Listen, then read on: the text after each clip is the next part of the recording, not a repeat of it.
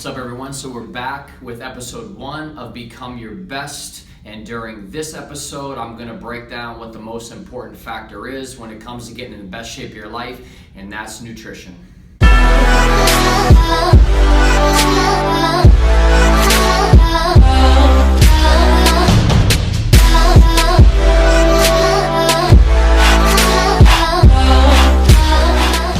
Two sides of the spectrum here. You have the people that want to grow, and then you have the people that want to lose weight and fat. Okay, so we're going to go with that because that would probably be more people would be concerned about losing weight and losing fat. So we're going to go with that on this video. Okay, so there's a couple of key components that are going to make the biggest impact on this. Number one is you have to log your food.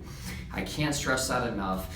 Even if you are more on the meal prepping side of things, you still have to log it. You have to have something to track. If not, it's going to be borderline impossible to continue to drop, okay? So first things first, we're going to download the most, common food logging app there is. It's called MyFitnessPal, and we're going to be able to put in all our information with that. I did an earlier video on how to set up your MyFitnessPal app and everything like that, so I'll put a link in the bio on how to set it up if you have questions with that. But after that, we're going to be putting in everything that we're eating, okay? MyFitnessPal, in my opinion, has the biggest food database. That's why I like to use that. They pretty much have everything, your common places that you would eat. It scans almost every barcode, so it makes it really easy to track what you're eating, okay? So we're going to use a rule of thumb of lowering our needed calories by 500. Or needed calories, we're looking at our basal metabolic rate, our BMR, right? So to use whole numbers, right? Let's just say that your maintenance calories are 2,000 to maintain your weight with your lifestyle and your job and everything like that, right? So what I typically would recommend doing is dropping that by about 500 calories, okay? So at that point, it would drop us down to about 1,500 calories, okay? That would put us in a deficit that would have us being 500 calories under every day, and if you times that by 7, that would be 3,500 calories, and then at that point, 3,500 calories would represent 1 pound of fat. So what I believe is a comfortable fat loss setting, and also realistic, and also for long term, is about 1 pound of fat per week, okay? And the way we do that is by logging our food, being consistent, and everything like that. So when you'll look at MyFitnessPal, it will break down the different percentages between your carbs, fats, and protein. This can kind of vary. I typically like 1 gram per pound of body weight for men, and then about 0.8 grams per pound of weight in women, okay? The carbs and the fats can kind of fluctuate a little bit based on how you like to eat. Those aren't quite as important in my book. Now we're based on, this is kind of a generalized statement, so remember that, okay? Number 2, we're gonna have to make sure that we have a plan every single day with our eating. And let me elaborate on what I mean with that.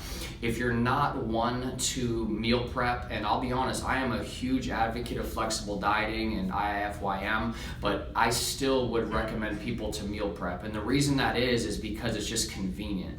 Unless you're at home all day, you're not gonna have being able to cook meals at numerous times of the day and things like that. So I'm a big fan of prepping your meals. For one, it's foods that you have no problem eating. Number 2, it's already measured out correctly and properly, so you know what your carbs, fats, and protein are going to be from the meal from that day, and it just makes it for more convenience. And I would just say, in my opinion, that is a big factor.